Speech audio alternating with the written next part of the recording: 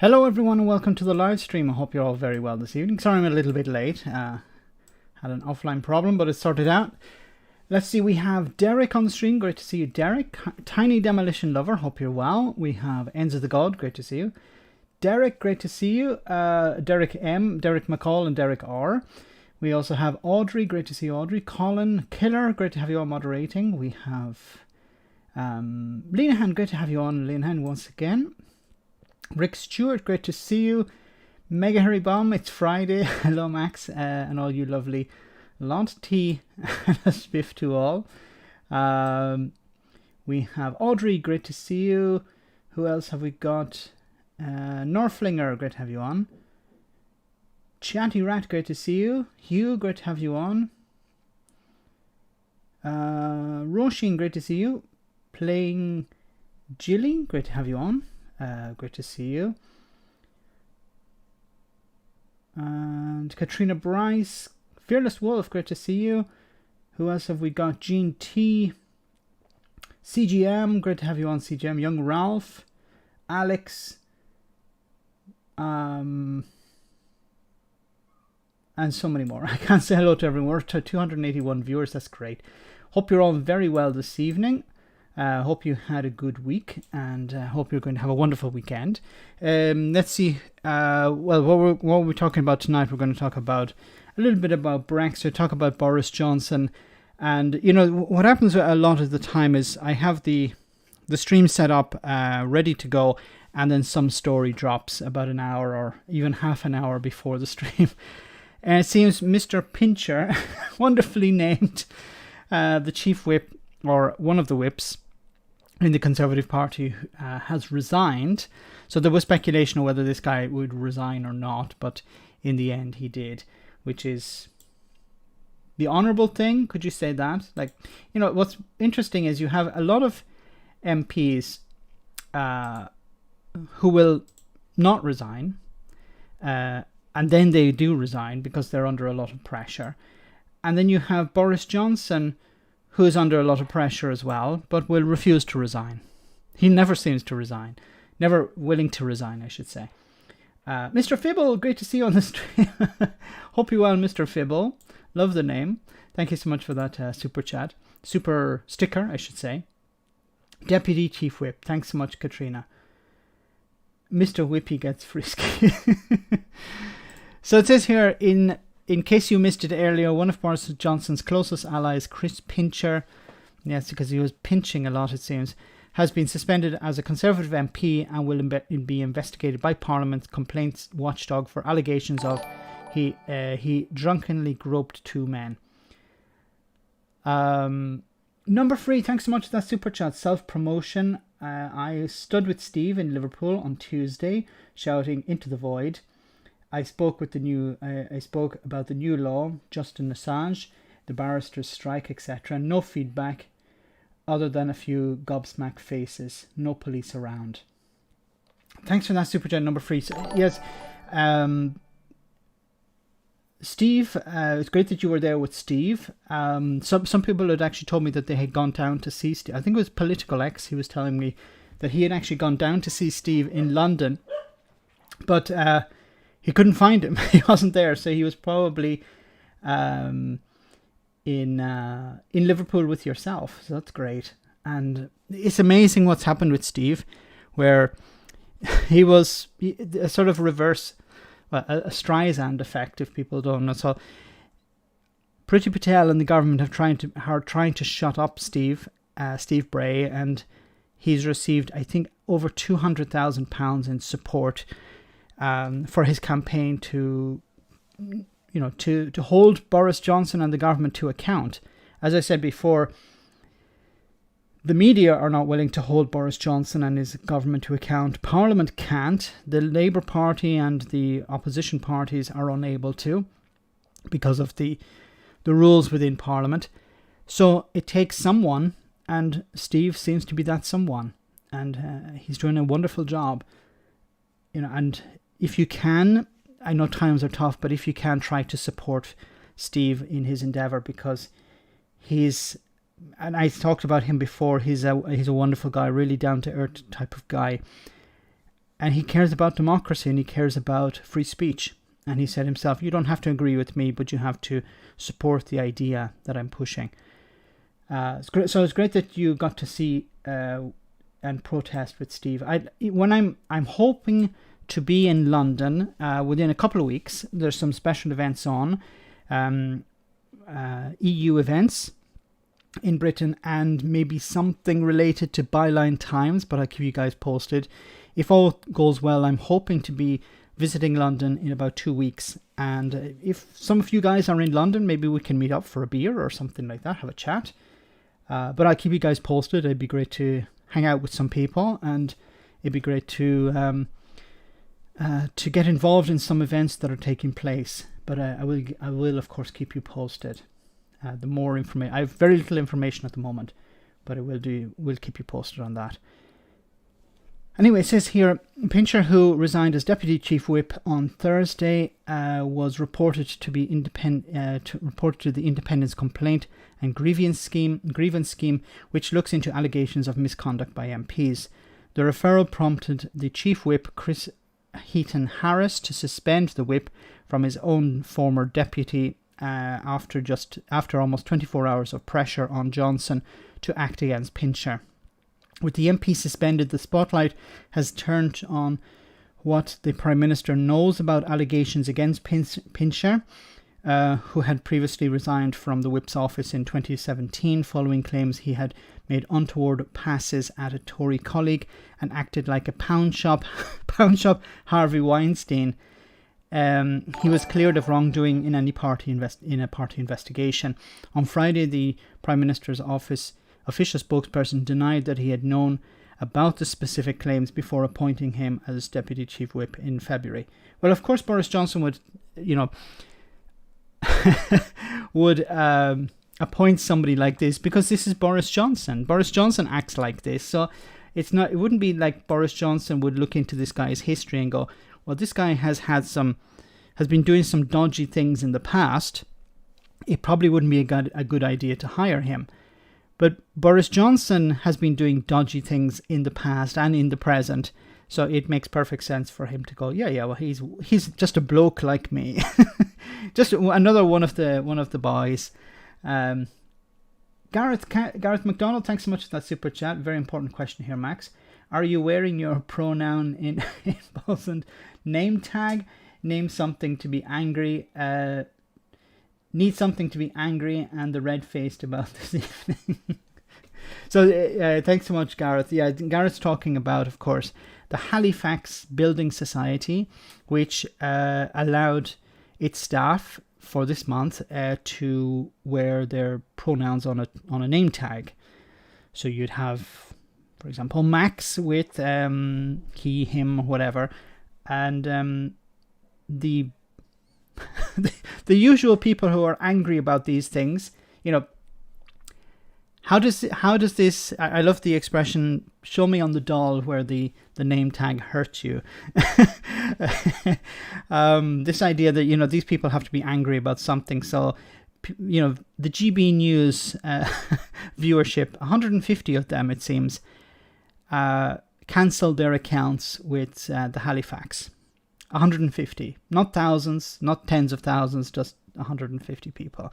They got so angry that the Halifax would allow people or promote the idea that people can put their pronouns on their name tag.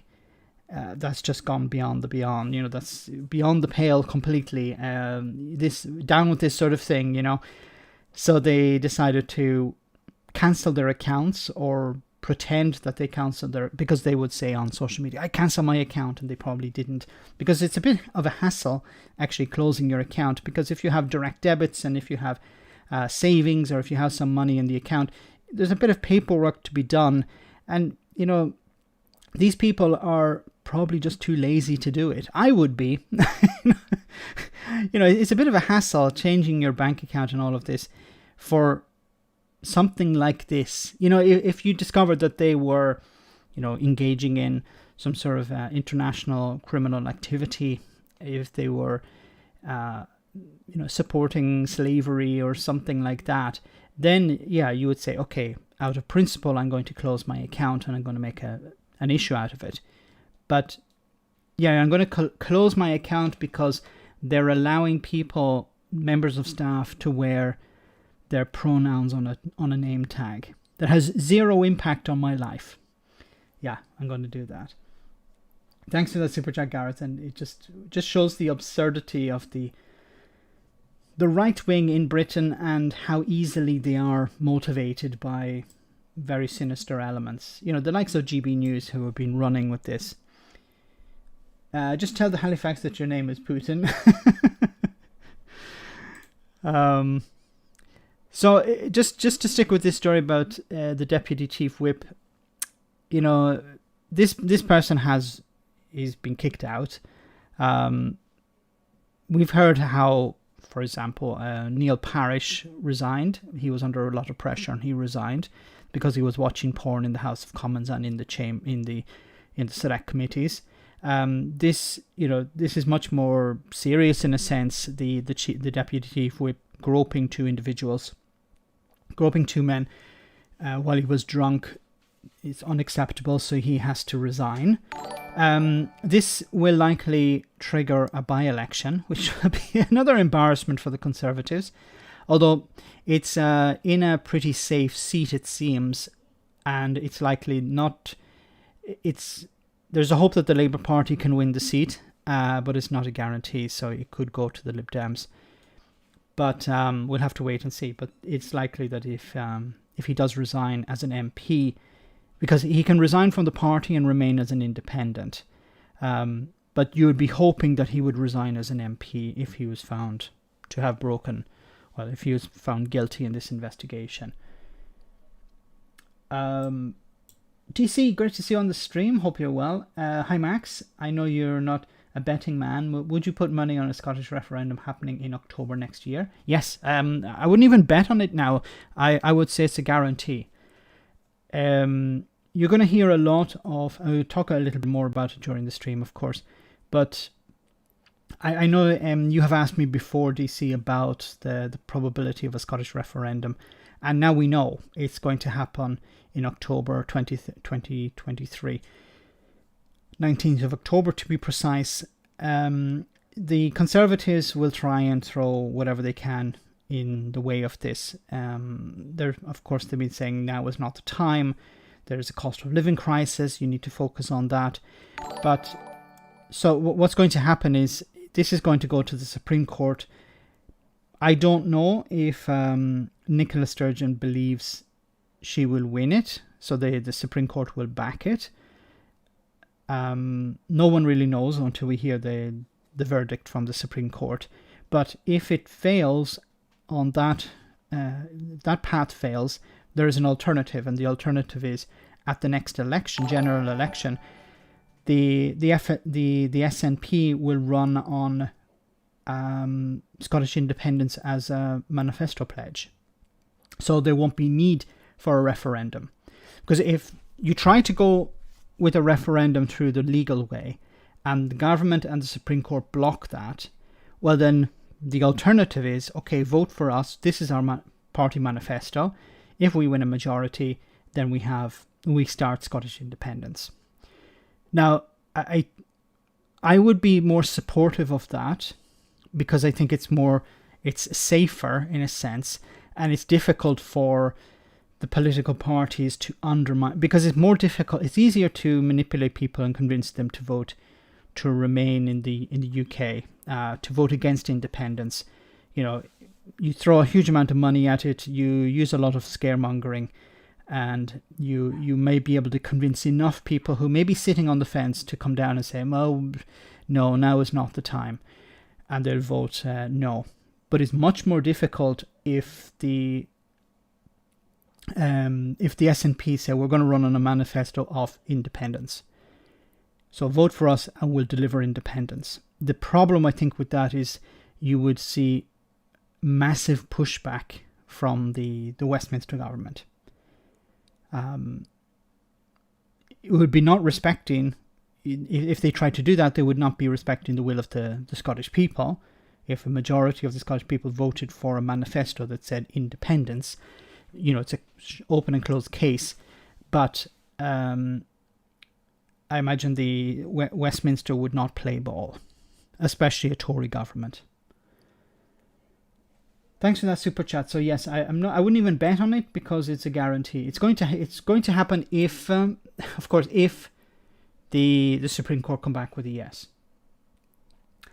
Gareth, thank you so much for that super chat. Halifax customers will close their accounts, be like, where do I vote to leave the undemocratic society of builders? I imagine there is a Venn diagram that includes people who end their account in the Halifax because of pronouns, optional. Look, once again, this is optional. It's not that the Halifax is forcing people to put their pronouns on their name tag. It's completely optional. So, okay, in this moment of inclusivity, let's allow people to, if they want, to wear their name tags on their, wear their pronouns on their name tag. Is anyone harmed by this? No. But it's not that they're being forced to do it. It's completely optional. And of course you have the Brexiteer types, the right-wingers who complain about this sort of thing. I'd actually like to hear their reasoning against this. It's woke. Okay, but what does that mean? Woke is bad stuff. Okay, but explain how it's bad. But you're right, yeah, the undemocratic society of builders. That'd be an interesting political party or organization. Mr. Fibble, thanks so much for that super chat once again, or super sticker. You rock. And we have a super chat from Timberwolf. Thank you so much. We love you, Max. And we love you too, Timberwolf. Are you really made of timber? Or is that a type of breed of wolf? The ones that live in the forest, not in the mountains. A mountain wolf, a timber wolf. Okay, sorry. SNP did not get a majority of the votes or seats. No, because they formed a coalition with the Green Party. But if the Green Party had the same manifesto pledge and they formed a coalition, I think it's possible that they would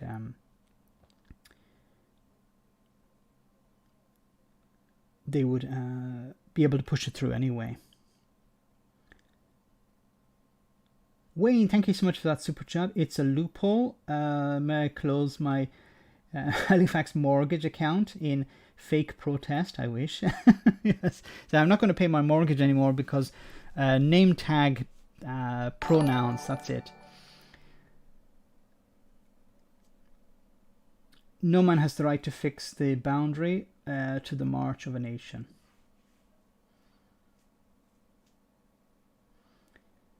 And how the Tories are doing so little to help people living with the living costs. Yes. So I want to move on. We'll stick a little bit further with this story. This Tory MP. There isn't a video here of the news that has just dropped, but this is just before it did drop. This was earlier today. Now, on the 3rd of April this year, the MP for Somerset and Frome, David Warburton, had the party whip removed following allegations of sexual harassment and drug use.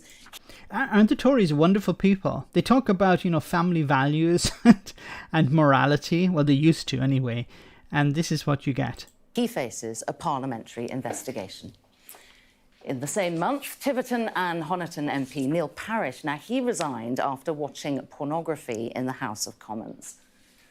Then, on May the 17th, an unnamed 50-year-old male Conservative MP was arrested on suspicion of rape and sexual offences allegedly committed between 2002 and 2009. And on May the 23rd, the MP for Wakefield, Imran Ahmed Khan, was jailed for 18 months for sexually assaulting a 15-year-old boy in 2008. Well, the Secretary of State for Wales, Simon Hart, joins me now. Good morning to you, Mr. Hart. We know that Chris Pincher has resigned his position as Deputy Chief Whip. We know that he has admitted that he drank far too much. Did he grope two men, as is being alleged? Well, I don't know the detail. I don't think anybody else other than him and the people in question probably know the facts. So I think it would be dangerous for me to speculate. But you must have expected that I would ask you this morning. Have you tried to find out? Oh, yeah, no, absolutely. But I think for me, what's important is there is a... You have to feel sorry for the guy who draws the shortest straw and has to go out. OK, it's your turn to go out and defend. What do I have to defend today? Is it Boris Johnson breaking the law? No. It's about this guy who was groping to individuals. OK. So it's not about Boris Johnson groping. No, not Boris Johnson groping person. This time it will be somebody else who groped. OK, what's his name? I don't remember. Process. This makes me very sad. It makes me sad for everybody who's been involved in these things. It's clearly something which has gone terribly wrong. There is a process. I think it's important that the process is followed for the. Do we know that a process is being instigated? Well, we know that there's a process there for anybody who. Sorry, I sort of glanced over, but he said something went terribly wrong. What is he talking about? Something went terribly wrong. This guy got drunk and groped two individuals. It's not something he didn't do it by accident. Wishes to make a complaint anonymously or in whichever way they do, they can do that and will be treated with the utmost seriousness. And the process it's relatively new. Unless it's the Prime Minister. Like if you report the Prime Minister to these investigations, what will happen? Zero will happen. So you have all of these MPs who have resigned or who have been forced out because they did something which was grievous. But Boris Johnson does all of these things, not all of them, but he does something similar, and nothing happens to him. We don't even talk about Boris Johnson resigning over these things. The thing is relatively new. Agreed, Yeah. and I understand that. It's only alleged to have happened on Thursday night. It's also alleged that it was witnessed by multiple MPs. Shouldn't an investigation just automatically be triggered? Why does somebody have to come forward and come... Well, I think there are two things here. I think this was only triggered last night. The first any of us knew of this was about 8 o'clock last night when he put forward his resignation. I think it is entirely right that the Chief Whip and others take a view today about what is the appropriate course of action. And, of course, if there are... What is the criteria for being a Chief Whip? Aren't you supposed to uphold standards? You're supposed to tell the party, you should vote this way because it's the right thing to do. Obviously, it's not always the right thing to do. It's the best thing for the party. But generally, the idea is you should do this because it's the right thing to do. And these are the people who are telling people what's the right and wrong thing to do. Those who are victims of this or who wish to raise a complaint, they can do so. Those two things are slightly different. The Chief Whip looking into this and deciding what to do next is not dependent on a complaint being made. That can happen anyway. But what we need to, I would like to think anyway, what we need to do is make sure that if any... Minister, thanks for those of which Tories get surprised easily. Surprise cakes, surprise groping, surprises at every corner. When Boris Johnson received that act upon him by Carrie when she was his mistress, not his wife, but when... and it turns out that it was Conor Burns, I think he's the Northern Ireland minister, not the Northern Ireland Secretary of State, that's Brandon Lewis, but his junior. I think it was him that walked in on on Blowjaw.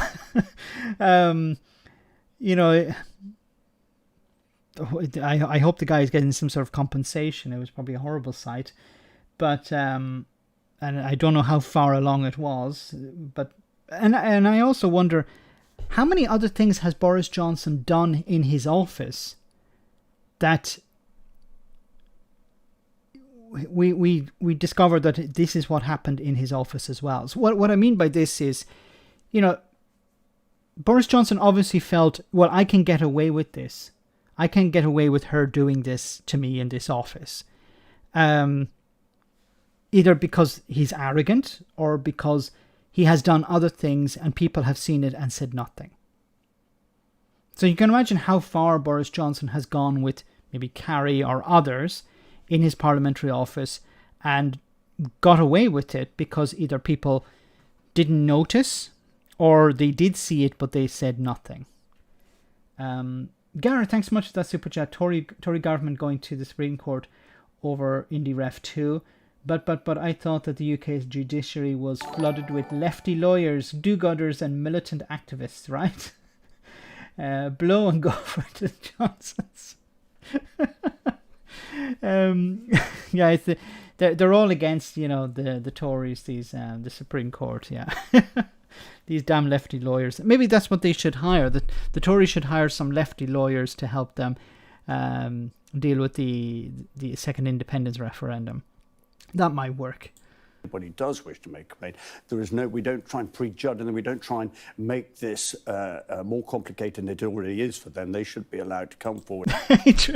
Okay, I know I've opened a can of worms by talking about this topic. So, Alistair says, pass the mind bleach.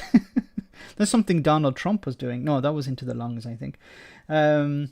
Apparently, Carrie was doing her best. Jesus. It's about being the headmaster of the Tories.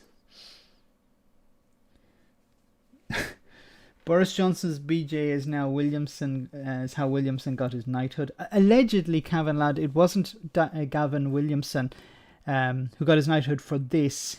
He got his knighthood for something else, which could be even worse than what Boris Johnson and Carrie were up to. So he got his knighthood for something. Conor Burns didn't get a knighthood, or doesn't seem to be getting a knighthood at the moment, and he saw it. So I can only imagine what sort of dirt Gavin Williamson has on the Prime Minister. Anonymously, if they so wish, and for the process to look after them and hopefully allow them to come out the other side. It does sound a little bit like you're hoping it just gets swept under the carpet. No, I absolutely not. Absolutely not. I think, as you listed a few examples, this is... My God, Bridget, how far along? Jesus Max, 3/4 down. It must suck to be Carrie at this moment. Carrie has gone down in my estimation. No, Bas, stop. Not the first time. I fear it possibly won't be the last. This happens in workplaces from time to time, whatever we may think. And so I'm not trying to say, look the other way. This is something which is important. Absolutely. He's not. resigned his position as Deputy Chief Whip. This is a role which involves being in charge of the behaviour of other MPs. Should he keep the whip? That is a matter for Chris Heaton-Harris, his boss. As I say, this... Okay, and Chris Heaton-Harris has removed the whip from this individual, so from Pincher, Mr. Pincher. So this story is a little bit old. Magic, thanks so much for that super chat, Max. We should crowdfund for the Tories some mental floss to stop the moral decline. Yeah, I think there's a lot of dirty stuff going to come out over the next number of months, because I think this is the beginning, and this normally points to the end of the Prime Minister. We've seen it before with John Major, we've seen it before with others, where the sleaze comes to a point where it's just almost every day there's something, and we've seen at the beginning of this report where every few days there was something coming out. And I think this is... the public will start to get a bit disgusted by this, if they haven't already. But the fact that Johnson is not under the pressure he should be under over this is really worrying, because Boris Johnson has done pretty terrible things in the House of Commons in his parliamentary office. Something that many others have done, but those others have done, in some cases worse, in some cases not as bad, but they have resigned. Why the hell hasn't Johnson resigned? Now, Boris Johnson is not going to resign. He'll have to be forced out. He'll have to be met by the man in dark suits or black suits or grey suits, whichever it is. The members of the 1922 committee. So they're going to have to get rid of him. But the problem for them is that there's no one to replace Johnson. Who are they going to replace him with? It's one thing to say, okay, get rid of Johnson, have a committee, have an election. Carrie has swallowed more semen than the Bermuda Triangle. Oh my God, I knew it was a bad idea talking about this topic tonight. But it's I've lost my train of thought there. But I think it's getting close to the end. But yeah, as I say, no, there was... I got distracted. There's no one to replace him. Liz Truss, Rishi Sunak was flavour of the month for about a month, and then he crashed like a lead balloon. Who else is there? Dominic Raab, who's completely clueless. Somebody to replace Johnson would also have to be good at Parliament, at PMQs, somebody who's charismatic, somebody who's known in the party, somebody who can stand, up to some sort of scrutiny. And there's no one really like that. Sajid Javid, but I think he has a lot of baggage with him, a lot of corruption in a sense. Don't worry, Max, this is going to be a great drama series coming soon. Didn't they already make a movie about Johnson with what's his name? Kenneth Branagh? I thought it's a bit early for that, at least wait till he's out of power. And then, people can sort of look back on it with fond memories. Not in the middle of a bloody crisis and a cost of living crisis as well. This is the shadow leader of the House who was talking about this on Sky News as well. An allegation, of course, if there's an allegation of sexual misconduct, of course the whip should be removed. And that is pending an investigation, which I think, could come from the independent complaints and grievance system. It could be that the alleged victims decide to pursue a police complaint. But in any case, in either case, the Tory party needs to take responsibility for the behaviour of their own MPs. We do already have a parliamentary code of conduct. We are supposed to abide by those standards. Supposed to, but people don't. So he's gone, and it's likely there will be a by-election, and there's a chance that this will be another embarrassment for Boris Johnson, another seat lost in a Tory stronghold. Now, I don't know how popular this guy is in his constituency, how many people he has pinched, but we'll see how it actually works out. But there's a real possibility that the Labour Party or the Lib Dems could score big here, and hopefully they do. Of course, no date has been set yet. It's still a work in progress, but it's probably likely to take place soon, which will be another reason for Boris Johnson to go to Ukraine. Off to Ukraine again. Forget about the by-election. I need a distraction. Let me read some more of your comments before we go on to the next one. Swingers Club is going to remove the whip. Allegedly, Boris Johnson was attending swinger clubs run by what's his name? The Russian guy, the Lord Lebedev.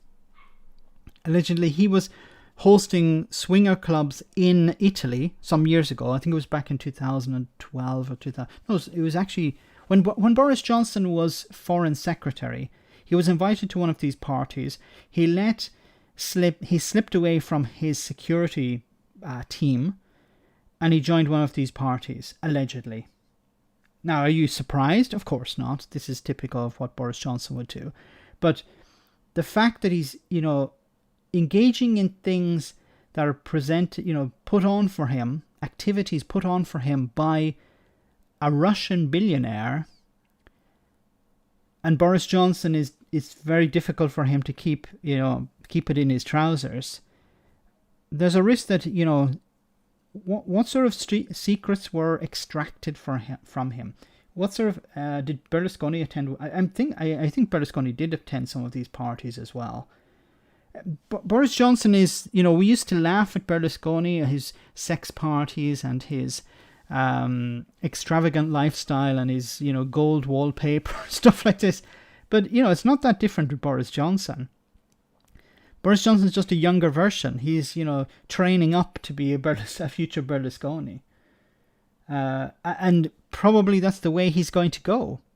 Give him another 50 years and he'll be like Berlusconi with his fake hair. In Italian they call him testa asfalto, which means asphalt head or a tarmac head because of the hair. It's like it's painted on. It's how fake it is. Fearless Wolf, thank you so much for that super chat. They should stop Boris from hanging out with Silvio Berlusconi. He's a bad influence on our night PM. I think they probably give each other some advice.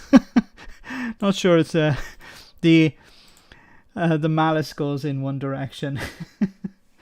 Hasn't Johnson got his hairdresser pregnant? Yeah, this is another inconsequential. Yes, thanks for that comment.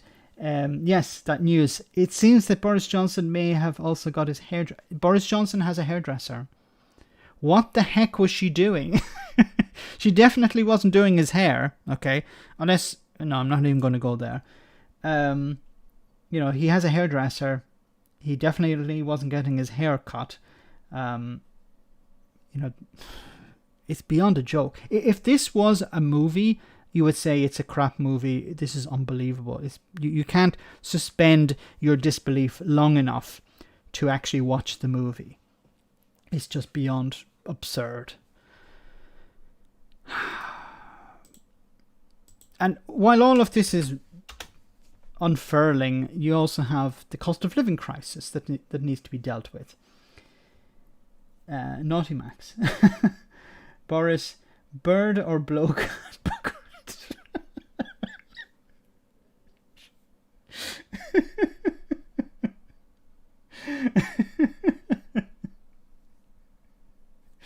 Johnson.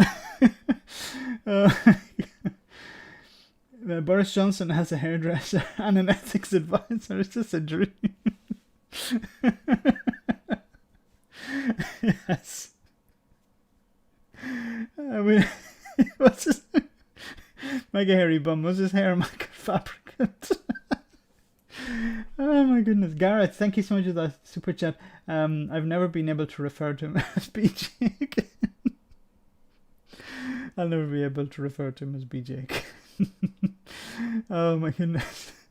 Yeah, so microfabricant. Okay, I think I've got, I'm like that guy in that meme where he has all the strings attaching different parts of and he's looking a bit crazy. That's me.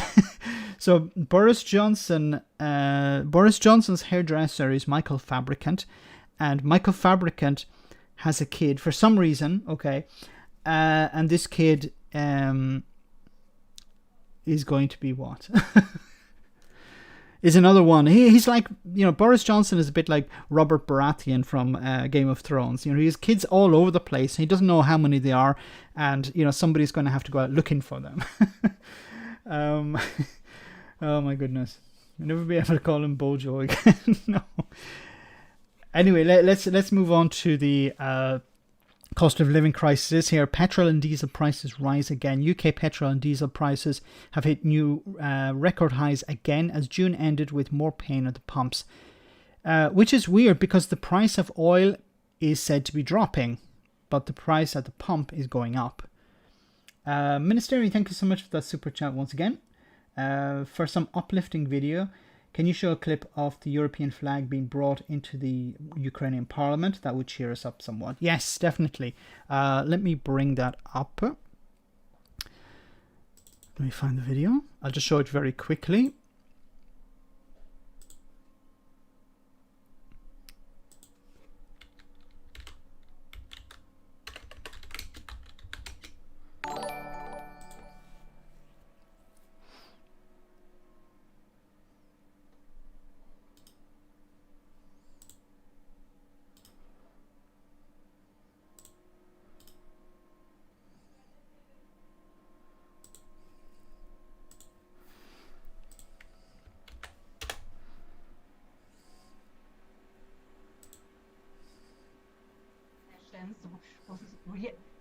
Just days after Ukraine gained EU candidacy status, the European Commission President has urged the country to accelerate reforms needed to attain full membership. Ursula von der Leyen was speaking in a special address to the Ukrainian Parliament. Amid fears of weakening EU support, she also offered reassurance. Putin's army is still killing your brothers and sisters. They continue occupying your land, stealing your grain, and bombing your cities. You are fighting back bravely. And Europe will stand up with Ukraine as long as it takes. We will not rest until you prevail. It will take years for Ukraine to become an EU member, and Brussels requires Kyiv to undertake a raft of anti-corruption reforms before it can happen. Preventing and combating corruption has been particularly high on your agenda since the Revolution of Dignity. You have created an impressive anti-corruption machine. But now, these institutions need teeth and the right people in senior posts. Becoming a candidate for EU membership was a huge morale boost for the country. How quickly it achieves that goal is now in its own hands. That was a wonderful message there from Ursula von der Leyen, and it was a wonderful sight to see the European Union flag being brought into the Ukrainian Parliament, and unanimous support there. It seems, of course, some people were probably against it, but I think most people in the Ukrainian Parliament were supportive of the Ukraine's future membership of the European Union. And as they said in the report, there are a lot of things that have to be sorted out. There is, anti-corruption legislation. Since the Soviet times, Ukraine has struggled with corruption. But hopefully, this will be a stimulus to the people, to the parliament, to parties there to root it out.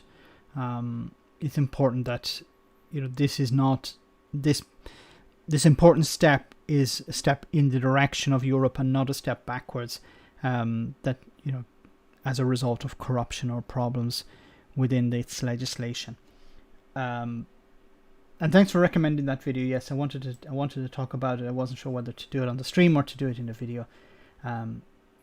Thanks for that, Ministerian. Just to go back to this here, it says about prices of fuel, and then continue with the cost of living crisis. The average price of a litre of unleaded rose from 191.43 on Thursday, up from Wednesday record of 191.25.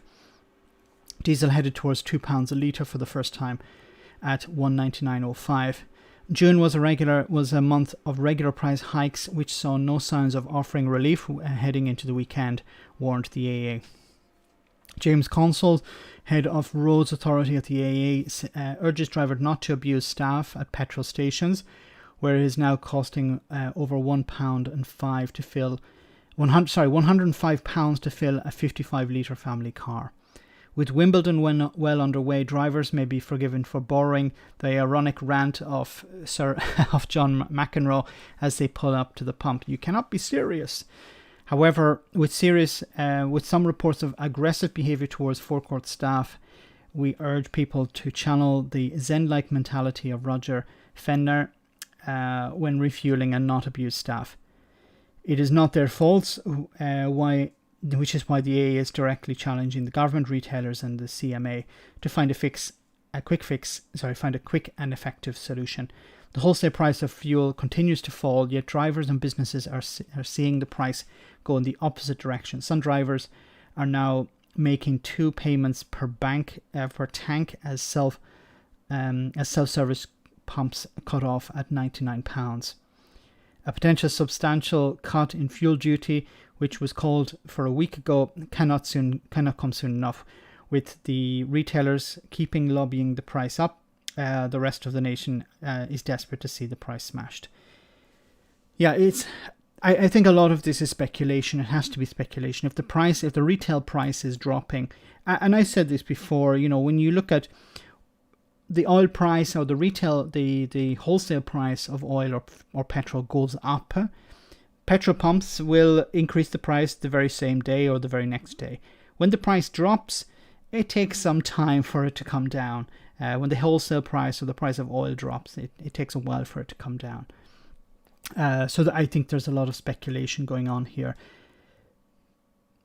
But there's not much really people can do about it, and there's not that much that the government can do either. They can cut the taxes on fuel, but if the retailers are profiting from this and speculating from this, then there's not really that much the government itself can do. But it is a concern, and it's not been dealt with. in a moment, I'm going to talk a little bit more about the cost of living from another angle. But it says here, and this is something that can be fixed. This is in the government's hands. Fuel poor homes face taking £250 energy hit due to poor insulation. People in fuel poor households in England are facing annual bills of £250 higher than they need to be because they're poorly insulated homes. According to Local Government Association research. The Local Government Association has identified about 3 million households where better insulation would save large sums for people struggling with the rising cost of living. Around £770 million is wasted each year trying to heat these leaky homes, according to analysis by the LGA. The LGA has called for all fuel poor homes to be properly insulated by 2030 and calculates that at least 2/3 of the 3 million will need some form of government help to achieve this.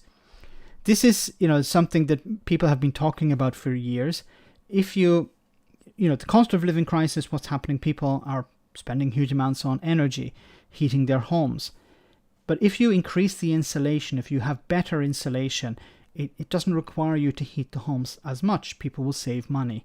And it's better for the environment as well because you're using less energy. But this needs to be rolled out.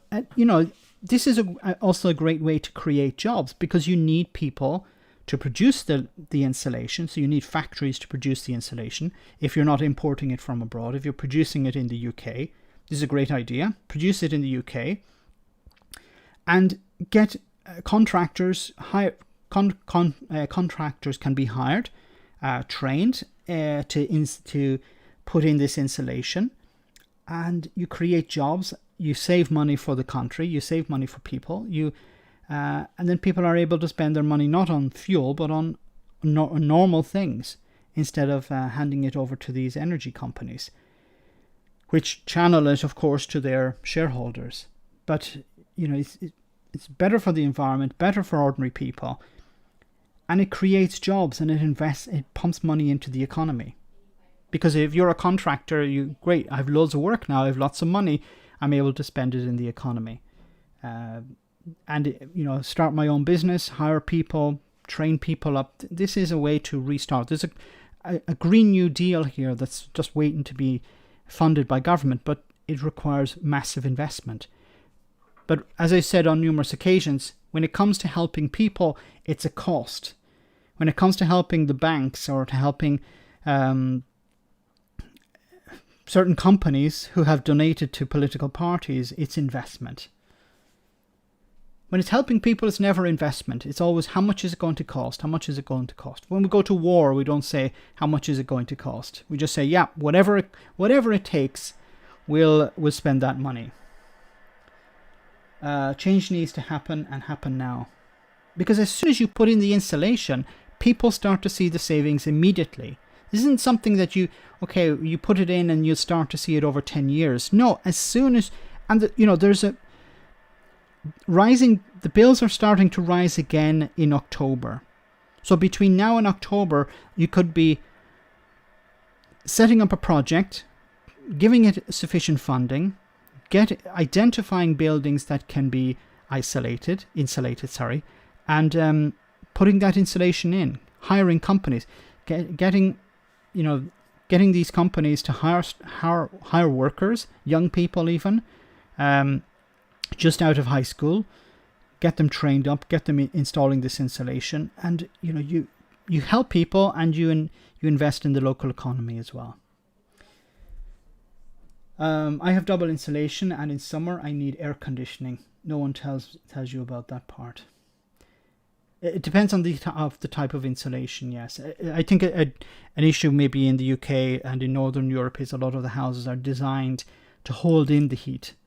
Some of them don't do it very well, but they're not very good in the summer. They're not very good at dispersing the heat. You need a new code, a building code, which requires buildings to have a particular type of insulation that, for example, rock wool or hemp is very good insulation material to disperse heat in the summer and maintain it in winter time. But I'm not an expert, but it would be good to speak to an expert on that.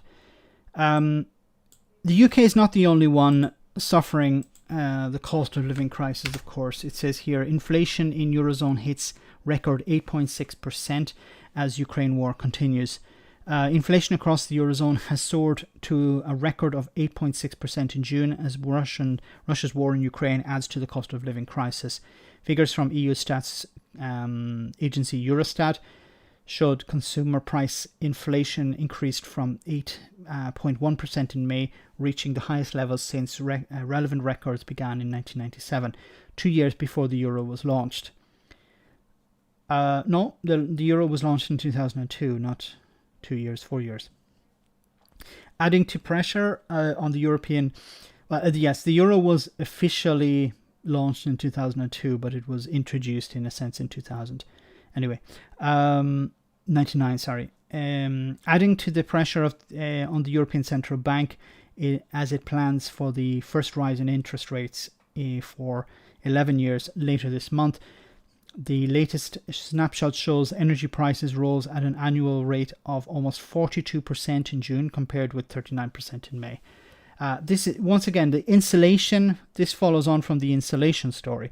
If you're able to insulate homes, then they can reduce the amount of energy they use, and then they don't need to consume as much, so they don't feel the impact as much. Yes, people are still going to feel the impact of the rising price of fuel, but less so. I was speaking to somebody, just to go off on a tangent for a moment. I was speaking to somebody about... Sorry, I got a bit distracted by the chat. I forget now what I was going to say. Rock wool is good medium for growing a wool or hemp. Weed or hemp. Lockdowns are greedy self-serving MPs are to blame for the state of the country. All the new buildings, homes seem to be awful quality. They might have insulation, but they probably won't last more than 50 years. There was a time when buildings were built to last, forever, basically. But now it's about cutting costs, and in a sense, quality also suffers there. Log wall building with 35 centimeter insulation in roof, and that's a house built in 1953. Did put in triple windows a few years ago. Yeah, there needs to be, but we need a complete revamp. It would save people a lot of money. No, so something I was going to say. They're here in Italy. They've been talking about moving away from, for example, gas cooking to induction cooking, so electric cooking instead. All new homes here, I don't know in the UK, but all new homes in Italy need to have solar panels. You can't build a new home without solar panels unless you have some sort of exemption. But generally, all new homes need to have solar panels. And yes, I was speaking to somebody about this, and they told me that during the summer, their electricity bills using their solar panels were zero. Their electricity bills during the winter, so they had to buy energy from the grid, but they were talking about a third of a regular bill. But if you have solar panels, they were saying even running air conditioning, running cookers, washing machines, everything, their electricity bills were zero. I don't know I think that also included a battery attached to the solar panels. So, if we move in this direction, we move away from using gas for cooking, and if you use it, for example, a heat pump in your home, in your next home, using a heat pump, you don't need gas either for that. It can use the heat from the energy produced by the solar panels. Homes can become pretty much energy independent, and then you don't suffer the cost of living crisis when it comes to the rising price of energy directly. Yes, of course, buying products like food and other materials which are dependent, you are still affected by the cost of living crisis, but to a lesser extent. But then this is something that the government need to be putting in place now. Victorian terraced houses, only one single glazed. Any heating goes straight through out the window, so I don't use it ever. Are heat pumps noisy? I don't know. I don't think so. No, they don't have moving parts. What they do is and I don't know the full details, but what they do is they take the cold from one area and replace it with the heat from another. And by this action, it moves the heat around.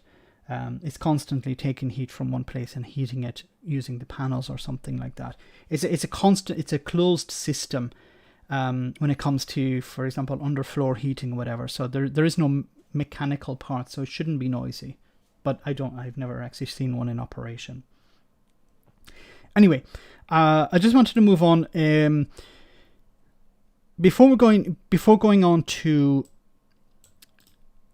strikes, the striking, more and more strikes are taking place, of course. Actually, sorry guys, I have to do our comedy video because I didn't do that. What was wrong with me tonight? Completely distracted tonight. Before we take our little break, and then I'll be back in a moment with another serious video after this funny one. I hope you enjoy it. Good evening and welcome to Master Debates on BBC Shetland. I'm your host, James McClafferty. Joining us tonight are unbiased scientist Dr. Alan Twatting and hardcore nationalist, writer and alleged terrorist Thomas Ordinary. Alleged terrorist? Oh, I write cookbooks. First question from Leopold Staunch. Once in a generation. Thomas, I believe you can take this one. That's not a question. Unable to answer the question, unsurprising for a separatist. Dr. Twatting? I agree with the audience member. I think it's abysmal. This nationalist terrorist sympathiser can't even answer the question. Terrorist sympathiser? I write cookbooks. Yes, for terrorists. What was that? Next question, Jane Plain. If Scotland's so poor and such a drain on UK finances, why are they fighting so hard to keep us in the Union? I'm sorry, we're going to have to come back to that question. Next question, wee Stevie, alright? Random audience member in the blue shirt. The oil's running out, it's pure fantasy land. Why are the Nats living in Narnia? Thomas? I just find it hilarious that the oil only ever seems to be running out whenever Scottish people are deciding whether or not they want to govern themselves. That's not what he asked you, he asked about Narnia. I'm sorry, this is just nonsense. There, typical, can't even answer the question. How are they meant to run a country? Jesus fucking Christ. Dr. Twatting, care to answer? Well, the unbiased scientific research is absolutely clear on this. The Nazi nationalists are most definitely living in a Scottish Narnia. Some honesty at last, that's all I wanted. Last question from a Claire Boyne. These separatists are living in the past. They have to adapt. It's either that or die. Look what happened to the dinosaurs. Thomas? The dinosaurs were wiped out by a gigantic meteor. Aye, so what's Sturgeon's plans for that? For what? For the meteor! I just don't think she's got a plan for the meteor. Oh aye, there we go. No plan. That's all the proof you need. These separatist terrorists are bloody at it. Woo, she scared you there, Thomas. What? That's all we have time for this evening. Join us next week where we'll be live from the unbiased Scottish heartlands of Lark Hall. Good night. Well, going by this audience, I'm starting to think the dinosaurs were the fucking lucky ones. Oh, wonderful. And in theme for this week. But I want to also talk a little bit more about the cost of living crisis. We have this story here from Channel 4 News. There can be few homes across the country untouched by the cost of living crisis. But for more than 2 million people reliant on benefits to survive, their crisis is being compounded by debt, a debt owed to the government itself. This story, I want to say thanks to Majik for highlighting this story. This blew my mind. I didn't know this was happening, and it seems to have picked up a little bit more recently. But there are people on universal credit who were told by the government that they need to pay money back. Because the government, or the Department of Work and Pensions, fucked up. They messed up, and they gave people more than they should have received according to their benefits. And they want the money back. But a big problem is that they don't say, okay, here is a letter, we're going to take this amount of money off you every 2 weeks or every month or every week or whatever. they take random amounts. So people are expected to pay back this money that the government messed up on. Okay, can you imagine if it was the other way around?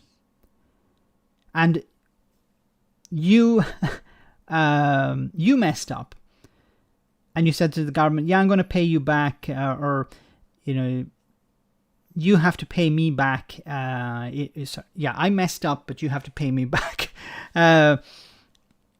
But I'm going to demand how much you pay me and when.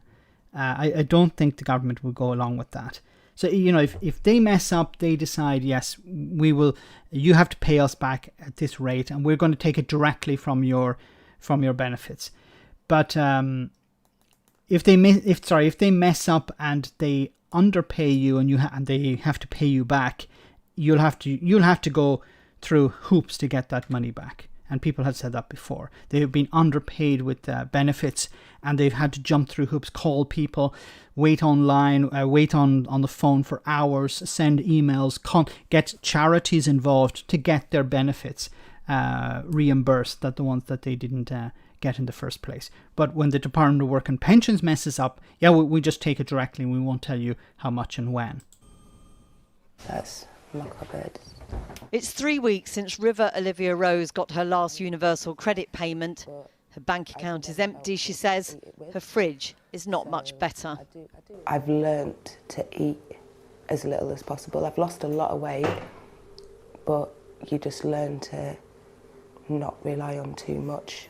And then people will go, oh, you've got no food in your cupboards, but you've got makeup on. I've had my makeup for like years. It lasts. This is something that I wanted to highlight as well, that she said here, that people will say, oh, you've got no food, but you've got makeup on. And of course, she pointed out that, you know, this is a ridiculous argument because I've had makeup for years. Okay, it's not I went out and bought it during this cost of living crisis. But the fact that people will not look at the problem, but they look at her as a problem. I don't know if I'm making myself clear here. The idea that they say, oh, there's a cost of living crisis, but this one has makeup on. That means that she's not, like, what goes through people's minds, but you know where they get that from? They get that from the right-wing press. Because the right-wing press have brainwashed people over the years to look at anyone who's on welfare as a problem, as a sponge, as a grifter, someone who's as living off the state as something negative. Not as, you know, this is a difficult time, the government should help people out. They have been brainwashed and primed to look at this lady here and see her as a problem. And her living out her life as, well, she should be living within her means or whatever. She's a victim of a mistake by the Department of Work and Pensions. And she's suffering the consequences. And the last thing she needs is some idiot talking about her makeup, when the real problem is she can't feed herself. She said here that she sometimes she goes without food. A former makeup artist, River is now unemployed. She was transferred onto universal credit from the old benefit system and was then... Reganelli, thanks for that super chat. Exactly. They're looking for a reason to blame the poor. It's about making people poorer. Making them poorer and blaming them for that poverty. This is what the Tories are about. It's not new. We can see it in clear sight. You know, when workers ask for more money so they don't end up in poverty, the response is, but that's too expensive, or that's going to cause a wage inflation spiral. So they would prefer people to keep their mouth shut and live in poverty. Why? I honestly don't know. Is it to drive a gap, to increase the gap between the rich and the poor, so the rich get richer and they can exploit the system better and they can continue to vote for the Conservatives? Or if you try to make a more even society, that will mean bringing very rich people down a notch, taking away some of their luxuries, taking away some of their money. There'll still be multimillionaires and billionaires, but slightly less, in order to lift all of society. And the Tories would prefer, well, just let people be poor because we don't want to touch the big bucks. Told she had accrued more than £2,000 in overpayments, something she says was never raised before. The only debt that I'm in is the debt that the DWP have told me that I'm in, and yet they can't explain why or where it's from. She's entitled to around... And how do you identify, what if this was a clerical mistake? It was a clerical mistake in the beginning to overpay her. How do we know that the overpayment was a real overpayment? How do we know that this request to get money back is not a clerical error? Well, the government will say, well, you have to pay it back. We've decided you have to pay it back. But how do we know that this is real and that she's not being she's not having money removed from her benefits wrongly? Magic, thanks so much for that super chat. Cars, phones, internet, all problems for them. They'll soon add living in a box and breathing if they can. They are needed to deal with the Department of Work and Pension for jobs. The Department of Work and Pension really has gone really downhill over the last number of years. And I think Therese Coffey is probably one of the reasons for that. She's running it like a real Tory. She's running it like a Tory's Tory. Yes, let's make people who are poor suffer. Let's push them out of benefits into jobs, even if we know that they can't do the jobs or if the jobs are not actually going to pay, because it makes the figures look good. If the figures look good, then it gives me a boost in my career. I don't care if people suffer and people die, as long as it boosts my career. Around £850 a month on universal credit, but the DWP automatically take £80 as a debt deduction after paying rent of £500. She says she's barely able to survive. Why can't the DWP say to people, okay, you have this, you have been overpaid. Okay, I think it should be waived during this cost of living crisis. There's a cost of living crisis. The Department of Work and Pensions fucked up. It's their fault if people have been overpaid. Then they should just, write it off. But if they don't want to write it off and they want to claim it back, then they should at least inform people beforehand, say this is how much you owe and this is how much we're going to take off you every month or every year, every month or every week or whatever. And inform people, look, if you have a problem with this amount, please contact us and we'll rearrange it. But they don't seem to be interested in doing that. Fearless Wolf, thank you so much. It's even worse than you have the hidden illness like me and my mates who have medical problems. As an employer is not going to hire me when I have a flare-up and I could be ill for months. And also these things come against you as well. Like if you have debts, it's going to come against you because it's considered a sanction, as far as I know. It's against your record. But yes, for people with illnesses or visible or hidden illnesses, the Department of Work and Pensions just don't care.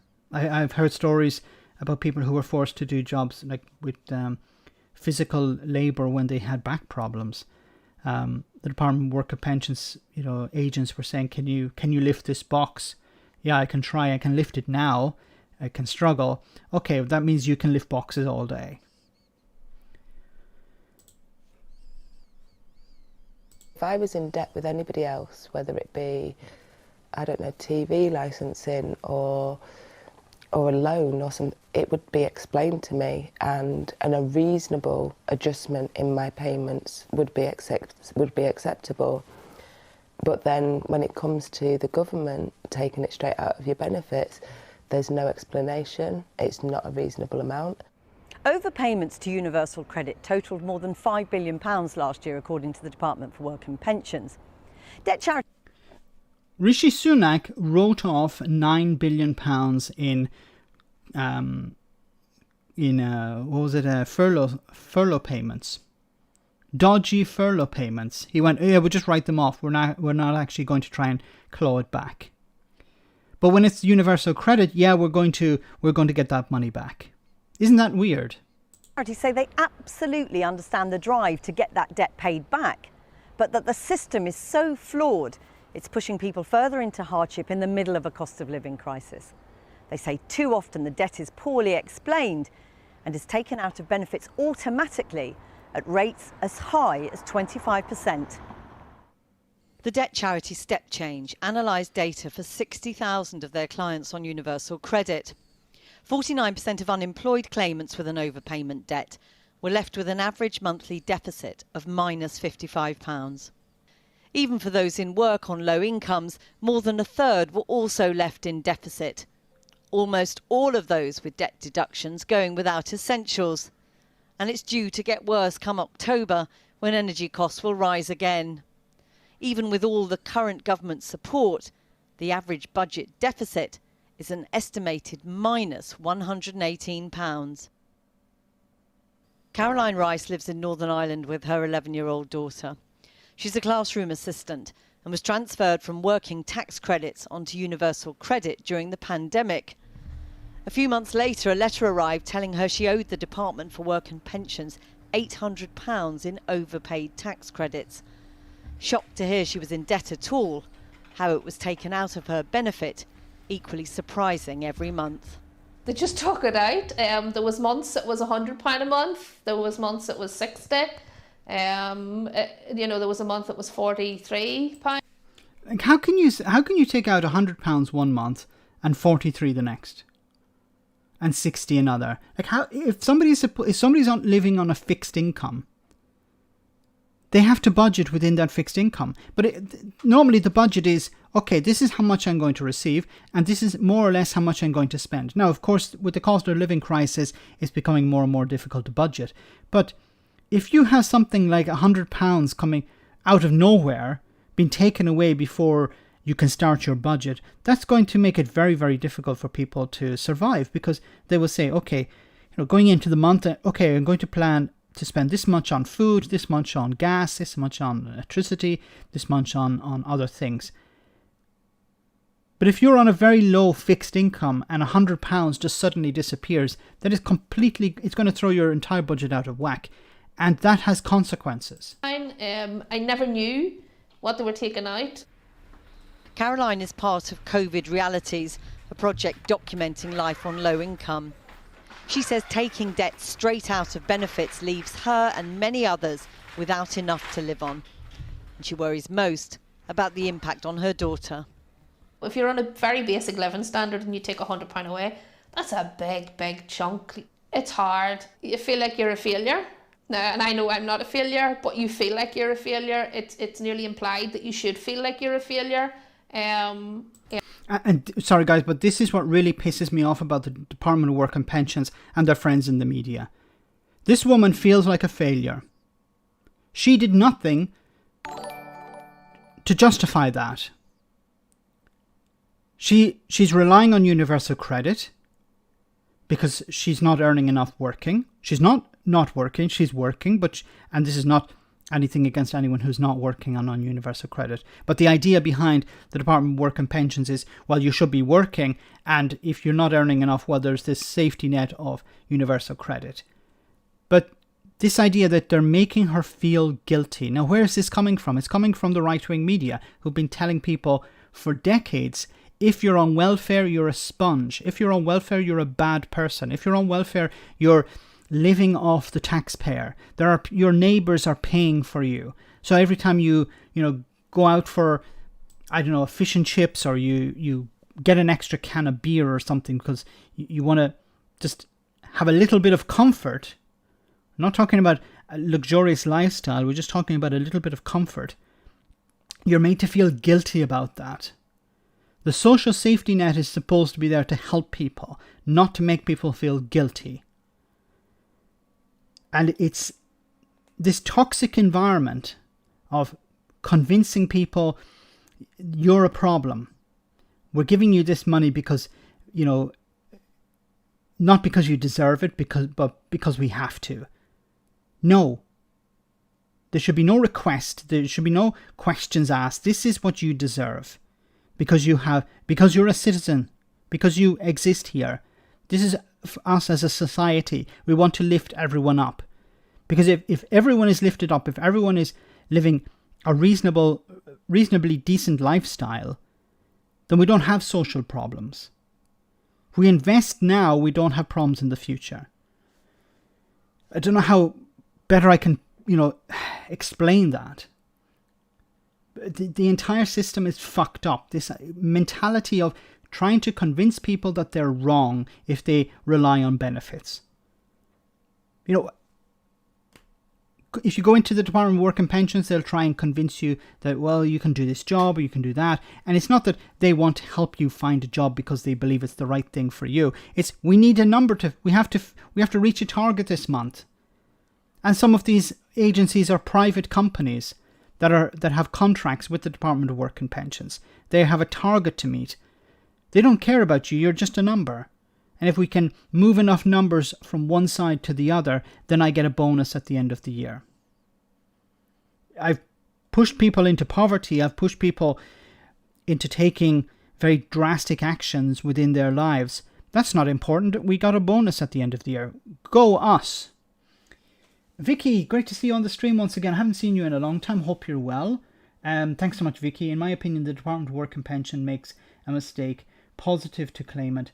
If something is automatically written off, then certainly don't get penalised when the mistake is made on the other way round, and decisions made to deny are overturned. Yes, like this. If the mistake is on the side of the Department of Work and Pension, so for example, if somebody's filling in their paperwork and they make a mistake and they receive too much benefits, okay, then they should pay those benefits back.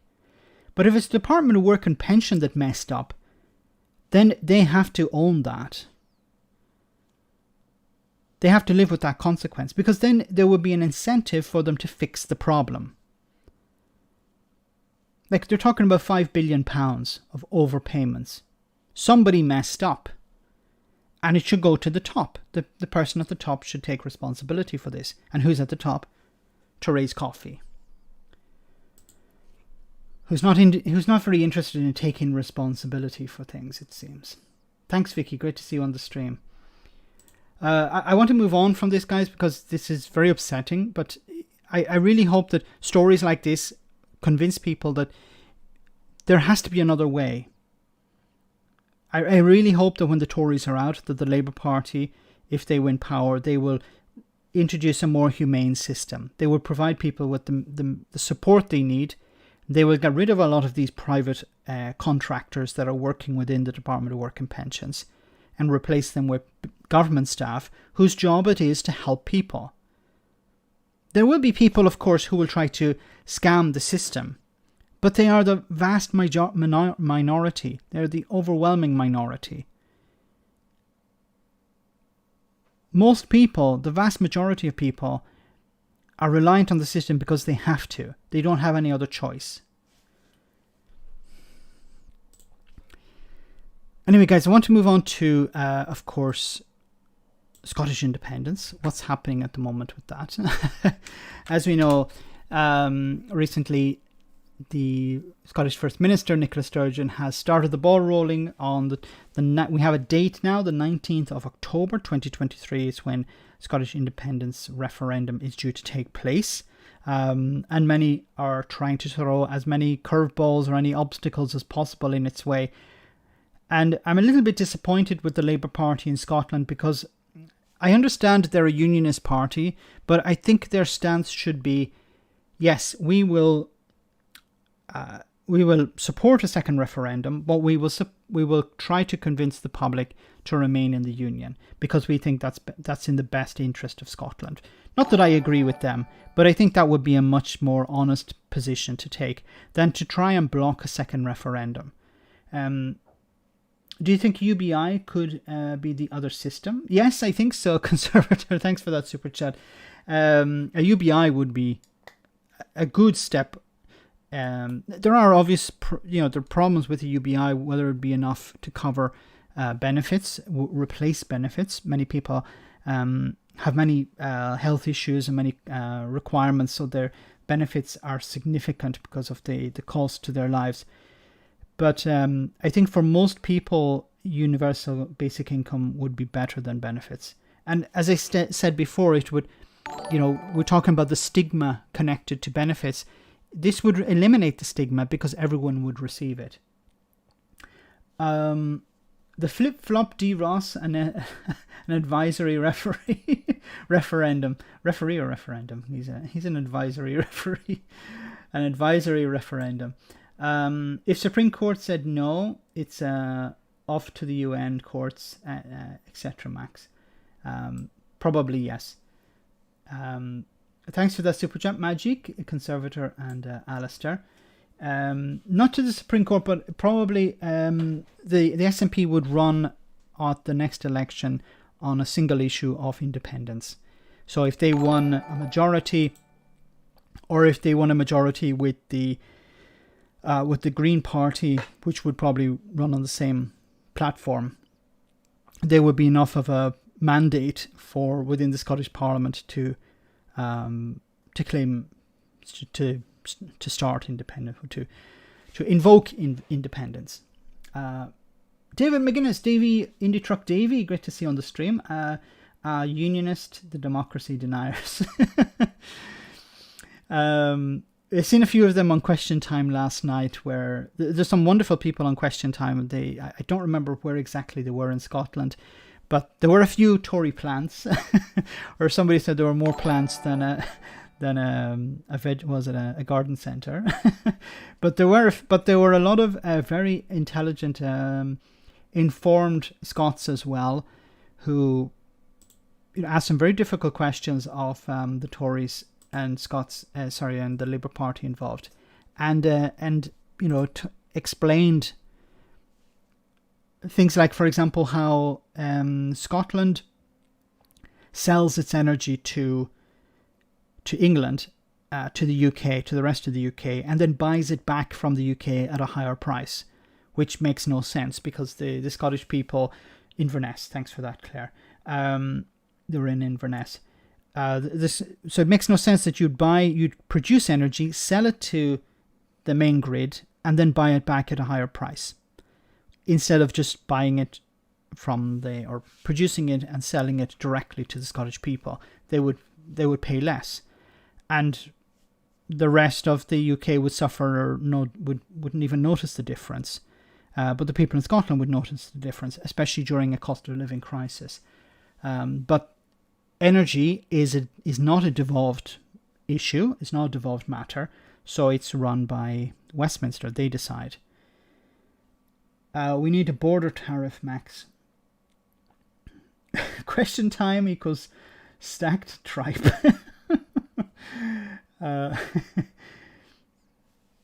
Hope you're well on the stream. David, I need to connect with you some of the next days to talk about this, because this is going to be the big issue, I think, next year.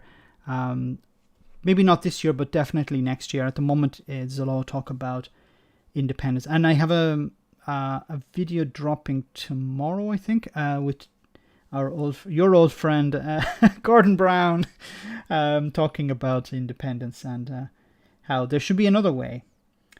Alistair, Max, you will find Scots are the most politically aware voters. Yes, it's the information, the level of information, the level of understanding about the independence vote, politics in general in Scotland is much higher than in most countries, I would say. I'm not saying about England, but I'm talking about most countries. Most Scots have a better understanding of political systems in general, and it's probably because of their history. They have been for a long time involved in battles with the English, but the idea, I think there is a national pride, and part of that national pride as well is understanding the history and the politics within the history. Thanks for that super chat, Alistair, and David as well. Thanks so much. It goes on to say here, it's good to finally have a date to work towards, says Laura Moody. as she contemplates the announcement this week by the First Minister Nicola Sturgeon that the Scottish Government intends to hold a second independence referendum on the 19th of October 2023. It helps to galvanise effort and support and shift opinion. Moody is based in Dumfries and Galloway, which recorded the third highest no vote in 2014. And this weekend, her local chapter of Women's for Independence, one of the most prominent grassroots organisations to emerge from the first campaign, will attend their first in-person national convention since the pandemic. This is a big difference with Brexit. Many people compare the independence vote to Brexit. They're completely different. What you see on the ground in regards to Scottish independence is a lot of grassroots movements.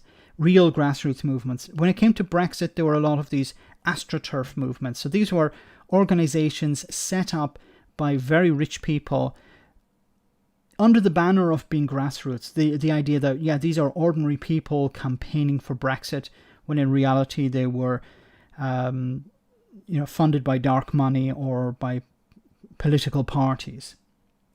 David, I'd be more than happy to chat. Max, great. I'll contact you after the stream about when we can set up a date. It'd be with my co-host Alex. We'd love to speak with you about this, maybe even this weekend. But I'll contact you after the stream about that, if you're free.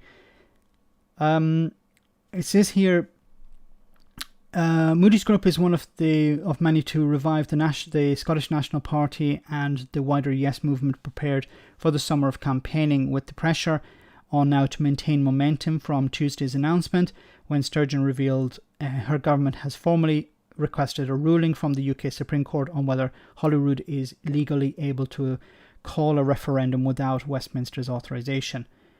Fearless Wolf, thanks so much for that super chat. Max, can you show Captain Scotland's speech on question time? I'll have a look into that, if I can show that.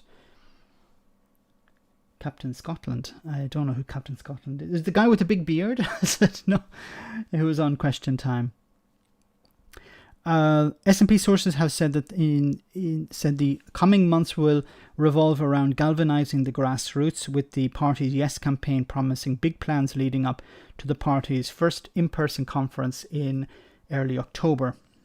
On Bell Caledonia magazine, one of the wider Yes movement's key virtual gathering points, activists are already exchanging polls on surviving and winning Indy Ref 2. After the pandemic pushed most campaigning online, said Moody, we need to persuade people to wear out some shoe leather and especially in the rural areas like this, think about clever ways to equip people to campaign from their own doorsteps. The salient lesson from the last campaign was that those who feel financially precarious are less likely to incline to vote yes, she added. There is some complacency now that the cost of living crisis would be made easier to persuade people, but when people are scared, they don't vote for change. And this is true. If the Tories and the unionist parties are able to convince the Scots that, look, you're in the middle of a cost of living crisis, if you vote for independence, it'll just get worse. And I think, if there are people who are struggling at the moment to pay their bills, they'll say, it can't get any worse than this. It's one thing if you're talking to middle class people who have some money and you're saying to them, look, if you vote for independence, you're going to undermine this. Your house price will drop. The money in your bank will disappear. So if you have these things, there's a risk of losing these things. That would be the message from the unionist parties. But if somebody is struggling at the moment, what have they to lose? So I think the dynamic here is very different to 2014. And this could mean that the result could go very much the other way. I'm not looking at polling, because polling is not really a very good barometer. But I think if you look at how people's lives have changed over the last number of years, and I think there are a number of very bad factors for the unionist side. Like if you look at who's in charge, Boris Johnson at the moment. Now, Boris Johnson may not be in charge in October 2013. There could be a general election between now and then. Keir Starmer could be in charge. That could have a different impact? I don't know. That's something I'd like to speak with Davy about. If a Labour Party in power would change not change the outcome, but if it could have an influence on the outcome. If the Tories are still in power, but it's not Boris Johnson, but somebody else, what if it was a Scot? Alistair Jack, for example, would that help? Or maybe the Scots would prefer to have Boris Johnson. He's not as bad as Alistair Jack, I don't know. But there are a number of different factors, but probably, in a sense, the best case scenario would be Boris Johnson still limping on until October 2023. The cost of living crisis not getting any better. Not that this would help Scottish independence. And I think this is something also not to invest too much thought in, because the Scottish independence campaign is not something that sprung up over the last number of years or even the last decade. It's been going on for decades itself. And, it's been something that's been building and building and building. And in a sense, in 2014, I would say lies got the no vote across the line. Because you had this issue of Brexit. You were told, the Scots were told, if you vote to leave, you'll be automatically out of the European Union. And you don't want that. You had members of the Conservative Party in Scotland telling the Scots, we don't want to be outside the European Union, do you? And then 2 years later, the vote went through, and the same people who were talking about how leaving the EU would be terrible for Scotland were the same people defending Brexit after the vote. Well, we just have to get on with it, and we have to look at the benefits of Brexit. They'll be coming along anytime soon.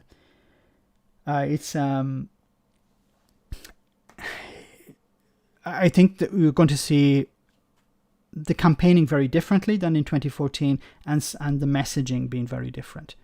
I've joked about this. You could, if the Scottish independent movement really wanted to win, they just need to put up posters of Boris Johnson around Scotland. You don't need a slogan. You don't need to mention anything about independence or the SNP or anything. Just put up pictures of Boris Johnson. That would be enough to win it. I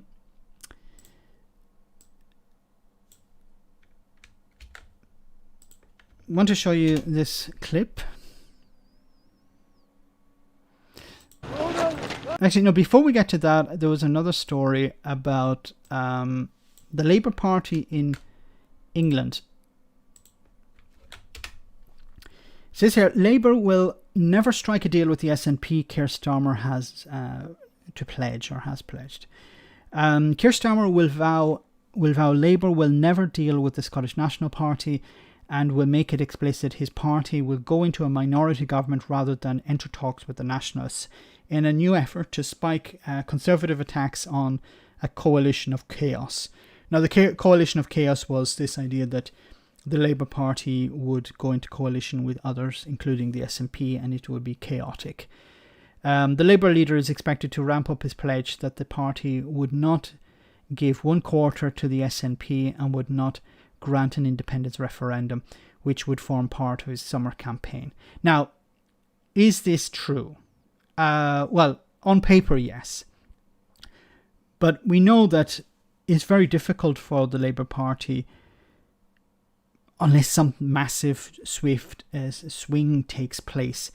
It's going to be difficult for the Labour Party to govern, and they will require support from other parties.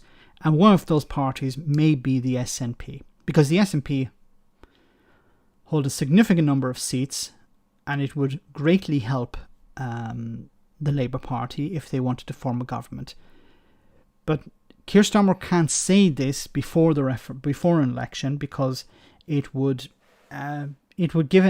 be an opportunity for the Conservatives to attack him. So if he says, no, I'm not going to get into any discussions with the SNP, I want nothing to do with the SNP, this will protect him from an attack from the Conservatives.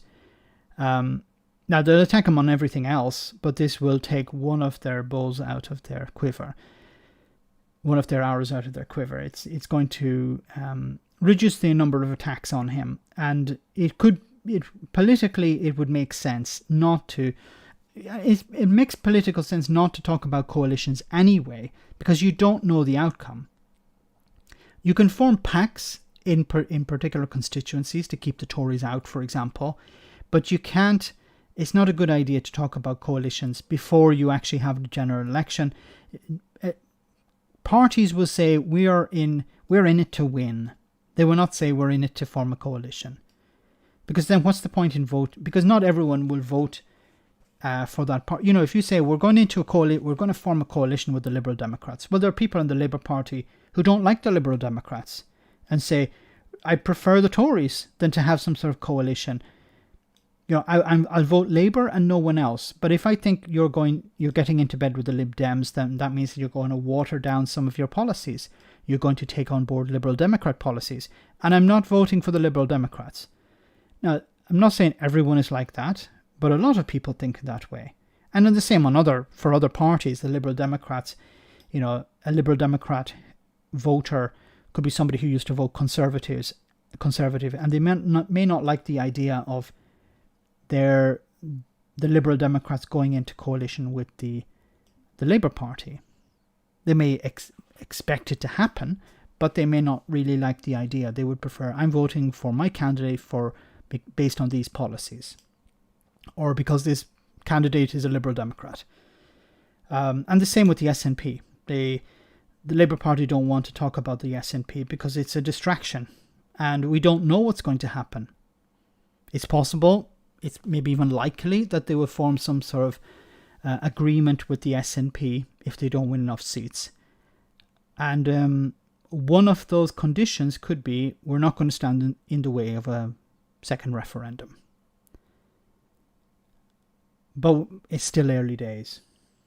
Let me read some of your comments. In Scotland, if you vote Labour, you get Tories. In every local election, Labour and the Tories form coalitions to keep the SNP out. Very undemocratic. It's not. While I don't like the Tories, it's not in a sense anti-democratic, because parties can form coalitions. It flies in the face of what the Labour Party say about the Tories, though, because the Labour Party in England say the Tories are terrible, they need to be out of power yesterday. But they shouldn't be forming coalitions with the Conservatives at any level. If you're for example, to keep the Liberal Democrats out, or to keep the Greens out, or to keep the SNP out, you shouldn't be doing that, because you're doing a deal with the devil, basically. You know, it doesn't matter if that councillor if it's a Conservative councillor and that councillor is a really nice guy. You're helping the Conservatives at some level.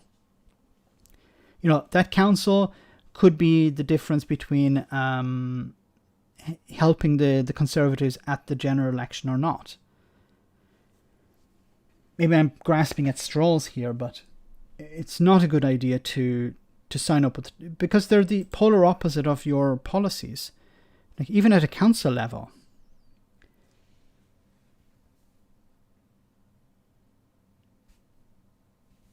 The SNP might get a coalition with the Tories. Some Tories actually like the idea. They would have England all for themselves. I don't see that happening. That'd be extremely remote. They share no policies. They have nothing really in common, and the Conservatives are against the idea of independence. So even a second referendum. SNP are Labour's way to get back into Europe. Yes, you know, what I find really annoying is how the Labour Party attacked the SNP when independence is the fastest route back to European Union membership. So if you're pro-European in England, you should be supporting the SNP in Scotland. And most people are. It's just the political parties aren't.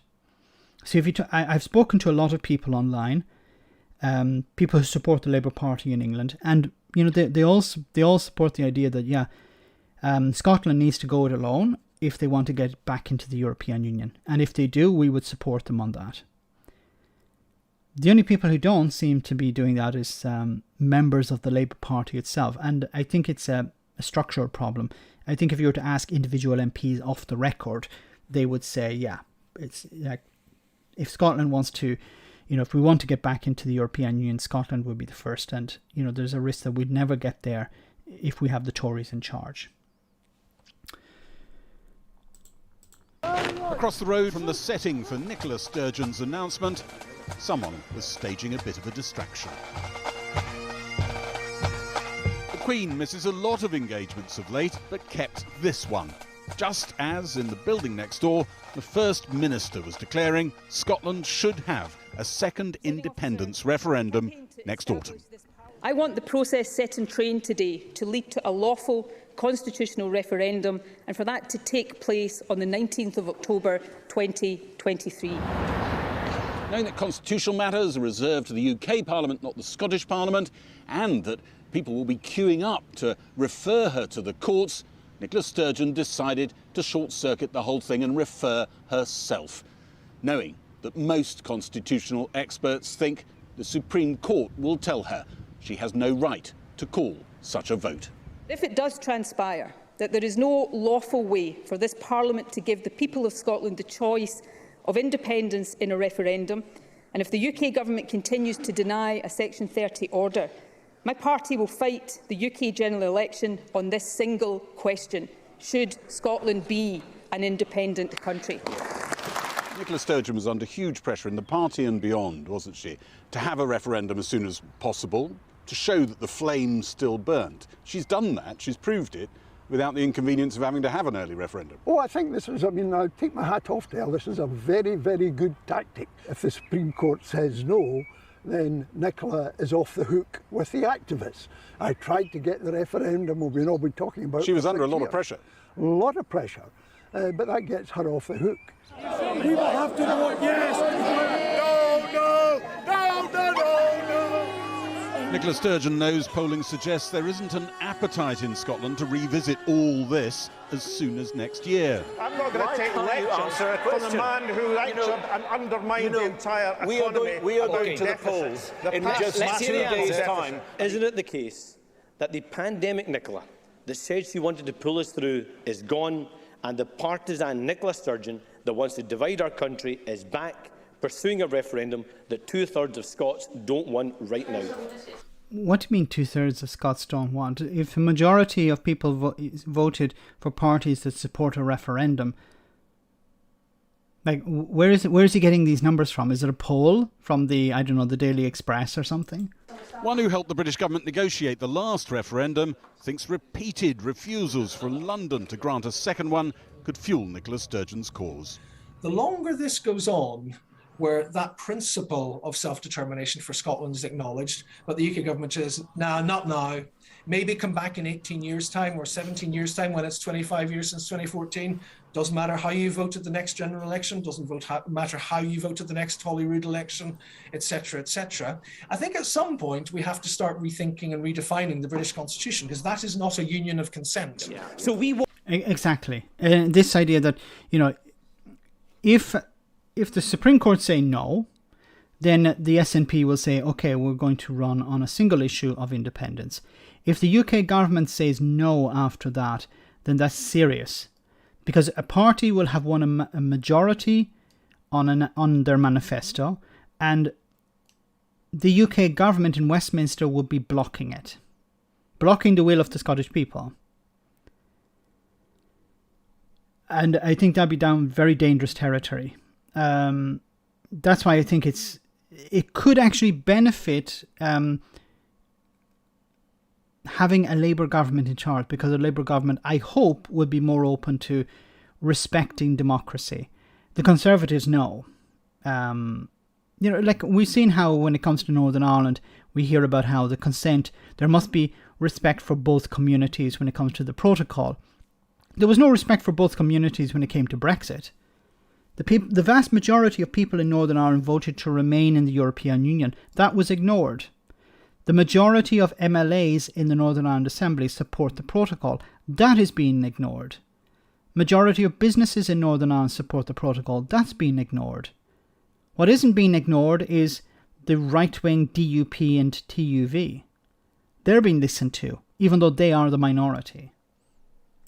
We won't play Nicola Sturgeon's games. We won't take part in a pretend poll when there is real work to be done. But what do you mean real work when there is real work to be done? You're not in the government. You're not doing any work. Well, actually he is. He has 3 jobs or 5 jobs or something. He's an MP, he's a member of the Scottish Parliament, and he's a referee or a linesman at the same time. You know, there's unemployment. There's a lot of unemployment in Scotland, I think. He should give up some of his jobs and allow other people to work. It's not a choice he's likely to. Nicola Sturgeon is very clear. She doesn't want to hold a wildcat, illegal poll, and Supreme Court consent for a legal one would surprise just about everyone. And this was a very clever move, because if she held a poll without the consent of the Supreme Court, without going through the Supreme Court, it would be dismissed. It would be like, oh no, this is a bad idea. You can't do this. This is not legally binding or whatever, and it would be ignored. And then if she then took that to the Supreme Court would say, no, you're wrong. It was not valid. So instead of actually trying to get the referendum in the first, go to the Supreme Court first, she avoids the problem of running a referendum and the problems related to that. There would be a certain amount of division within the country, so she can, in a sense, avoid that if the Supreme Court say no. And what she's going to do is, if she runs the next election on a single issue and wins a majority, which it's looking likely, how would the Tories respond to that? How would Westminster respond to that? It would be very difficult for them to say no, because you would have a party who won a mandate on a particular issue. Then I can't see the Supreme Court agreeing to that. So they're going to turn it down. So they turn it down. She's did her best. Over the road, the royal visitor is still in residence. Some unionists today were daring to dream Nicola Sturgeon's tactics portend a referendum forever being kicked down the road. Some nationalists said their leader had put the party on track to boost support for the cause sooner than their opponents might think. Gary Gibbon, Channel 4 News, Edinburgh. Well, with me now is the Scottish Government's Cabinet Secretary for the Constitutional, External Affairs and Culture, Angus Robertson. You're asking the Supreme Court to decide on this issue. They're saying tonight they can't confirm when the case will be heard. And this could be a long wait. October 23 might be pie in the sky for you. I don't think it is, but it's not for me to second guess the Supreme Court. They'll make the decisions about when they might hear something, if they want to hear something, when they might hear it, and how they will judge on it. That's not up for us to second guess.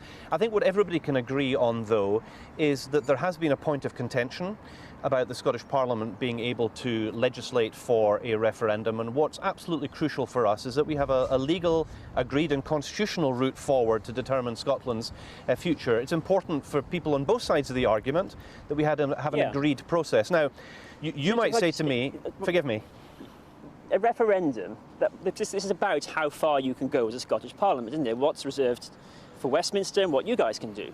And a referendum on independence is about the union, isn't it? Well, the first thing to say, of course, is that there's a shortcut in all of this if the UK government were to recognise last year's election result, where we have a record majority in the Scottish Parliament in favour of a referendum, is to do what happened before, which is to use what's called the Section 30 powers, which would allow the Scottish Parliament to legislate and for the referendum to go ahead. Now, unfortunately, the UK government is blocking democracy, is blocking that route, so we're trying to establish clarity, and this is the right way to go forward, so everybody knows it's above board, it's not a party political consideration or indeed a Scottish Government consideration. It'll be clarified by the Supreme Court, and then we hope with a fair wind that we will be able to have the referendum as is now being set for the 19th of October 2023. It's what the Scottish Government was elected to do. Robertson, a referendum on independence would be about the union, and the Scottish Parliament there doesn't have powers over the union. So you would be asking the Supreme Court to conclude. But look, I'm not a constitutional scholar, but I don't buy this idea that it would be It would be indirectly related to the union. It would not be. So I think he's wrong here when he says this would be about the union, because the union would not be voting on this. This would be a Scottish vote. This would be Scotland deciding whether it wanted to be part of the union, and then it would require an act of Parliament. So Parliament would have to decide whether it wanted to go through with it. At the end of this, I think it requires Westminster to do something. I don't know the ins and outs of this, and this is why I need to speak to the experts, but the impression I get is this is not about the union per se. This is about Scotland first and foremost, and then it will be up to Westminster how they deal with the union. I'm trying to think of an analogy here. It's like, a gym has 100 members, and they need 100 members to keep the gym moving, to keep it profitable. I decide to leave. That's my decision. The consequences may be bad for the gym, but that's the gym's business. My leaving is not about destroying the gym. It's about my decision to leave, and I should be allowed to leave. Maybe it's a bad analogy, and people can correct me on that, but that's the impression I get. It's like, yes, at the end of the day, this will be about the union, but it's not the concern, for a better choice of words, for the Scottish people or the Scottish government. It's Westminster. That a referendum on independence wasn't about the union. Well, you're inviting me to begin to make the case that will be made in court, and that's not for me to do. I would point out, though, gently, that of course referenda in the UK have always been consultative. They were consultative about devolution, they were consultative about Scottish independence in 2014, and they were consultative about Brexit. So whether it is appropriate for the Scottish Government, the Scottish Parliament, to legislate for a consultative referendum is exactly the thing that we're seeking to get the legal clarity on. And the ball... And if not, then you say you fight a general election on independence as a single issue. It's a single issue. I just want to respond to Walter said, did the EU give a vote on Brexit? No. No. There were mechanisms within the European Parliament, not the Parliament, but within the European Union itself, in the institutions of the European Union, to leave. So Article 50, that was about leaving the European Union. That's something agreed between member states. So the UK could leave. There was nothing stopping the UK from leaving. It wasn't the EU saying, no, you can't leave, or you need to ask permission to leave, or you need to, it needs to be decided whether it's legal or not to leave. The more you think about it, the more absurd it is that Scotland actually have to ask permission from Parliament to leave. They have to go through the Supreme Court. Can you imagine if the UK had said, okay, we want to leave the European Union? Well, you have to go through you have to ask the European Supreme Court, European Court of Justice, if you can leave, if it's legal to have a referendum.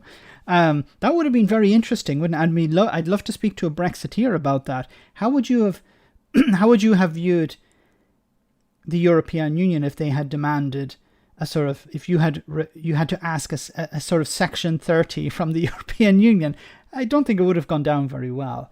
And of course, it's not going down very well, the idea that in Scotland you have to go basically on your hands and knees to Westminster, and who's in charge in Westminster at the moment? The Tories, who are completely against the idea. You have to beg them for permission to leave. And the way that it's viewed as sort of normal is quite upsetting. And I'm not even Scottish. Issue. And what do you say to voters then who say, what are you thinking? I'm more concerned about the cost of living and the war in Ukraine. Well, I would be making the point, well, firstly, the fact that people did care enough about it last year that they returned a majority of MSPs to this place to have a say in the future of the country. Yes, exactly. Like if people said, no, I don't agree with the SNP focusing on, well, they weren't even really focusing on independence, because it was the other parties who were saying that they were focusing on independence. But if people were not happy with the SNP, then why did they return them with a majority? We know that the SNP are about independence. It's in their name. So it doesn't make sense that you say, well, you should be focusing on things that were not part of your manifesto. Why? Because the other parties want you to do that. But then the other parties were not elected to do those things. It's like, I don't know, convincing the Conservatives that they should focus... Well, no, the Conservatives would say that they do care about poor people. I was going to say they should care about poor people, but it's not part of their manifesto. Or, well, it was, sort of. Roisin, thanks so much for that super chat. The union breaking up would be a byproduct of Scottish voting for independence. An independent Scotland would be an independent sovereign country. Yes. Some people within the Conservative Party don't agree with that. They view Scotland as basically a county. Jacob Rees-Mogg would probably view Scotland as maybe a province or a county. Or, I don't know, what's lower than a county? A shire? I don't know. That's the way Jacob Rees-Mogg would view it. So they would not see it as a country. And I think it's even difficult for some members of the government to actually refer to Scotland as a country. They don't. They see it as part of the union, but not part of the union at times as well. Convenient. A colony. Very good, Tom. We'd rather that we didn't have to wait for the next Westminster election. As I've said already, the UK government could tomorrow say, we've listened closely to the arguments. We recognise that a pro-referendum majority exists in the Scottish Parliament. As Democrats, we'll disagree on the arguments of yes and no, but on the democratic standards, we agree that there should be a referendum. We don't need to go that far down the road. But as Democrats, if that's all that remains open to us, that is what we will do. We'll fight an election and the people will have their say. It won't be for journalists or for politicians. It'll be for the people to make the decision. And it's quite right that the people of Scotland should determine the future of Scotland. But it isn't this is so alien to me, the idea that there would be people trying to stop this. Like, if the people of Scotland over the last number of years have voted for a pro-independence party, the SNP and the Greens, then why is it that you have parties that are based in Westminster basically telling the people of Scotland, no, you didn't vote for that, you voted for something else? It's extremely condescending, but also for me it paints the union in a very bad light, because you should actually be presenting reasonable arguments for remaining in the union. But instead what they're doing is they're trying to say now is not the time for a referendum. So they're not actually defending the union, they're attacking a second referendum. Not independence, a second referendum at the moment. It will all be pivotal on what the Supreme Court says. So if the Supreme Court come back and says, no, you can't have a referendum, then the referendum will die. And then you're going to see it's going to get very, very dirty, I'm afraid, because you're going to have more and more attacks on the SNP. You're going to see more and more smear campaigns against the SNP. And it's difficult. Look, I'm not a member of the SNP. I do support them. I think they're the best thing for Scotland. But the longer you're in power, the more difficult it is to keep your nose clean. And what I mean by that is there are, of course, people within the party who should not be in the party. That happens in all parties. And I'm afraid that some of these negative elements may become a distraction. And it would be very sad if the people of Scotland were convinced by right-wing media and dishonest campaigns to not back independence, because I think this is the best thing for them at the moment. It's the best thing to deal with the cost of living crisis. It's the best thing to get the Scottish people back into the European Union where their future is. It'd be sad to lose this opportunity. But I have a feeling that the Supreme Court will come back with a no, and it will be down to a general election. Guys, so we're just over the time for the live stream, so I want to say a massive thank you to everyone who came on tonight. Thank you so much for all of your super chats as well. Thank you to the moderators for doing a wonderful job. We seem to have a regular troll with some weird comments. but it usually gets dealt with. So I want to say thank you to everyone. Remember, you can become a patron if you like. When you become a patron, you have access to Discord, and after the stream on Discord, hopefully you can. If you have any problems with Discord, please do contact me directly on Discord. If you have any problems with Patreon, you can contact me directly on Patreon, and I'll respond as soon as I can. If you have any problems connecting to Discord or any problems at all. But if you're on Patreon, do access Discord. It's a lot of fun, and we have our live stream, post-stream chat after that. We'll talk probably about Scottish independence. But before we get to that, we have our one funny video for the road. So I hope you enjoy this. I'm sure you will. The watershed, we can turn to the behaviour of the Parliamentary Conservative Party. Please note that the following report does contain descriptions of a sexual nature involving MPs. Children and those of a more delicate disposition should switch over now. Perhaps watch something less traumatic, like Chernobyl. Yes, that's right. We're talking about Deputy Chief Whip and winner of this year's Mr. Nominative Determinism, Chris Pincher, who narrowly beat out Jonathan Bigot, Archie Takes Bungs and James Cleverly to the title. He's resigned from his post after getting very drunk and allegedly groping 2 men at the Carlton Club, an establishment that only admitted women members in 2008 and whose dress code includes no jeans-style trousers or their close relations, but makes no reference to wandering hands. Pincher is, of course, not the first Tory MP to be accused of sexual impropriety. The recent by-elections in Wakefield and Tiverton and Honiton were triggered by one MP being convicted of sexual assault and the other watching pornography in the House of Commons. These were just a couple of bad apples, and you know the saying, 2 bad apples tells you nothing about the moral character of the other apples in the barrel. My mistress. The opposition have demanded that Pincher have the whip removed, which is thankfully less exciting than it sounds, and the Prime Minister is being urged to act once somebody has explained to him why groping is wrong. All of which begs the question, why does this party, led by a serial adulterer with an indeterminate number of children, whose initials seem to match his favourite office relaxation activity, seem so morally bankrupt? Well, you know what they say, a fish rots from the middle. Oh God, another wrong one. It really is a mystery. Back to the studio. Thank you. Next up, as the US Supreme Court announces a series of extremely right-wing rulings, we debate whether an anti-democratic institution with lifetime appointments is really fit for purpose in the modern world, whilst trying not to mention the monarchy or the House of Lords. Wonderful. Matt, I don't know, he getting better all the time. Wonderful. So guys, have a wonderful weekend. Do check out on Sunday. We have a recording of our Sunday brunch. It should be really interesting. I hope you get to see that.